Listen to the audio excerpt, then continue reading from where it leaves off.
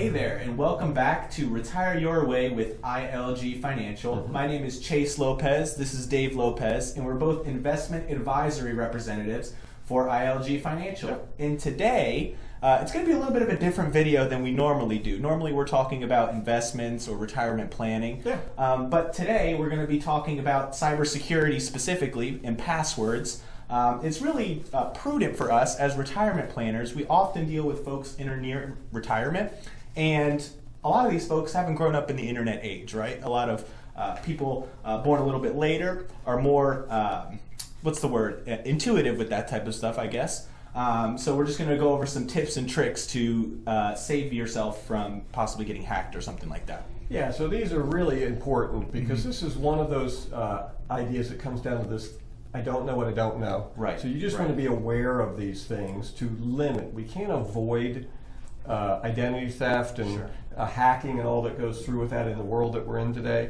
But there are some prudent steps you can take to dramatically what was a good way to say this, lower your chances of being the victim. Right. So we're going to kind of go through these. We'll go through them kind of quickly, just to give you an idea. We want to make them top of the mind for you. If you have any questions on them, you can reach out to us, right? Our contact information's all over the site. We'll be able to go into more depth with you on how you can handle them. So it's not going to be an exhaustive explanation today for time's sake. So let's jump right into them. 6 ways, Chase. The first one is reusing the same password. Talk about that. Yeah, so reusing the same password, that's a big one.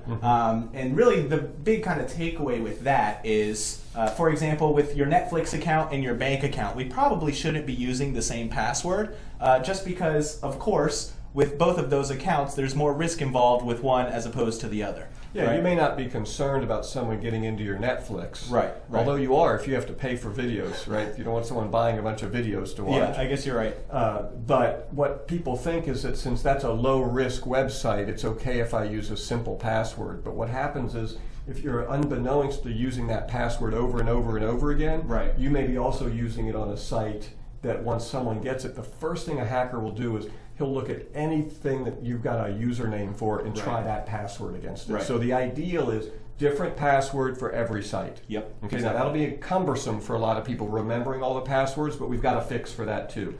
So that's number 1, reusing your password. Do not reuse your password. Number 2 is creating unique passwords only for what we call high-risk accounts. So what that means, Chase, is people will put a really difficult password together, which is a good thing. We encourage that. That it's not based on a kid's name or a birth date or an anniversary or something that's easy for a hacker to guess. But they only do that for what they call high-risk accounts, bank accounts, credit card accounts, your mortgage, something you didn't want people in for your private financial information. But then again, this goes really back to number 1. They'll use a simple password for other stuff. And then what it'll do, they can get your personal information from that other stuff too. Right. Well, and to your point earlier, it makes it a little less cumbersome when you kind of prioritize those different accounts, and you're able to say, okay, I'll make my most difficult passwords for my most high-risk accounts, right? So now you're having to remember the difficult password for a few accounts, then you can use the easier passwords for those less high-risky accounts. Netflix as an example. But it puts you at risk. Yes. And that's the point, is it may be easier, but it puts you at risk. So how do we, now if we're going to do it this way, here's what we get all the time. What a headache. It's just a long sheet of paper with all these weird passwords. I can't remember them. What if I can't get to my paper? That's where number 3 comes in. And number 3 is use a password manager. And there's several types. We use one in the office. Again, you pick the one that's best for you, but basically these are apps or programs where you can store all of the sites that you go to with your usernames. It remembers the usernames and the passwords, and you can create the password, or better yet, you can hit a button and these password managers will create a random password that is very difficult, if not impossible, for someone to guess. Now, it's hard for you to remember. Imagine 16 digits that are numbers and letters and pounds and asterisks. Uppercase, lowercase. Yeah, very hard for you to remember, but you don't have to remember. You need to remember one password, and that's the one to get into your manager. And what's neat about it is throw out that piece of paper where you wrote all your passwords down. Once it's in your password manager, you could be at your child's house across the country, get onto their computer, log into your password app, remember your one password and all of your websites pop up, and all you do is click the one you want to go to. You never have to remember passwords again. Right. When one prompts you, you know how passwords Chase prompt you every 3 months or 6 months to change your password? Mm-hmm.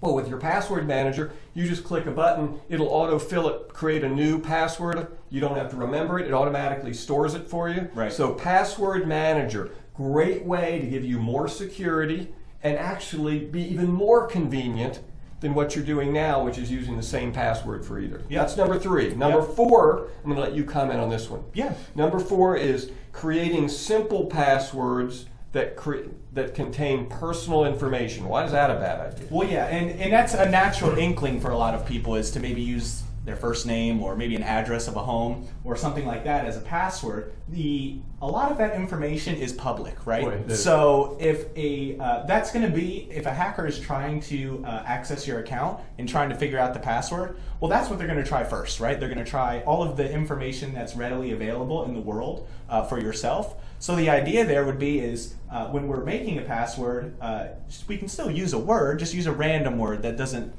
directly tie to yourself. Yeah, nothing that ties to you. Right, I mean, right. it would be shocking to most people to realize that just based on social media and public information, hackers can very easily get your date of birth, your current address, any address you've Former lived address, at for the that's last 20 years. Right. Right, not too hard to find dates of birth for your spouse, anniversaries, dates for your children, Absolutely. children's names, pets' names are not too hard Your to cars, find out. I mean, literally So anything. everything you would think is something that would help me remember, they're going to have access to it. And you know what? They run data. Yeah. Oh, yeah. And they run big data to know what the number one thing it is. So you think you're being unique, but they know if 80% of the people over a certain age might be using, you know, their wedding anniversary, they'll search wedding anniversary, and they'll also search children's names. So don't use personal information. I'm going to go back to number 3 on that one is, if you're using a password manager, that's off the table. Let the password manager pick something complicated for you. Number 5, that was number 4. Yep. Number 5 is a big mistake is opting out of what we call multi-factor authentication systems. So what are multi-factor authentication systems? Yeah, so oftentimes if you were to log on to, you know, whatever site that requires a password, they'll say they'll send you a email code through your email, or they'll call you, or they'll send you a text message. So really, when they say multi-factor, you need to basically pass through 2 checkpoints to get into the account, right? So you need to put the password in, that's the first step, and then you need to enter the code that they send you to your phone or your email or whatever the case may be.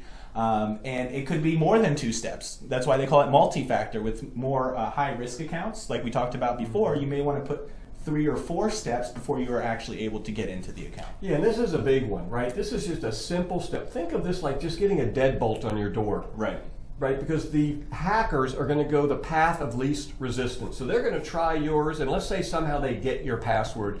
Instead of just being in, now it says they're going to send a text. Well, guess where the text went? To your phone, not to the hacker's phone. Right. So now he knows you've been notified that someone's trying to get into your account. So it does 2 things. One, it tells you someone has your password, so you can change the password and call the company if necessary. Right. But 2, the hacker just leaves because he knows you've been notified. Right. Whereas he'll go right after the next person on his list who didn't use multi-factor authentication. He has their password, he's in. You'll never even know it. He may be looking at your emails or whatever. So please use multi-factor authentication. It's worth it. It can text to your phone. If your phone's sitting next to you, it beeps. You look right on it, click copy, and use it. Yeah, and a lot of folks think of it as cumbersome, right? But it's a very small step to your point, eliminate a lot of the risk of your accounts being it's compromised. no different than locking your door. That's that's one extra step, but it's a lot better than the repercussions of leaving your door open. Exactly. And that was number 5. The last one, Chase, is being apathetic about password habits. And that's just a rehash of the first 5. It's basically folks thinking it won't happen to me. What's the big deal? I'll just put my first name and the last 4 digits of my social security number will be my password. You're putting yourself in the highest risk category of being hacked. They're going to look for the easiest access first. So again, the biggest risk is not taking any of this seriously. I think we covered them. There's 6 of the major ones. We can't avoid cybersecurity threats. or hacking or anything like that, but if you can dramatically limit the risk that it's going to happen to you, you can make your life a lot simpler, and I hope you do. Yep, so if you enjoyed this video today and want to see our videos here in the future, just go ahead and hit the like or subscribe button, or also the bell right there, and you'll be able to see our videos moving forward. Talk to you soon.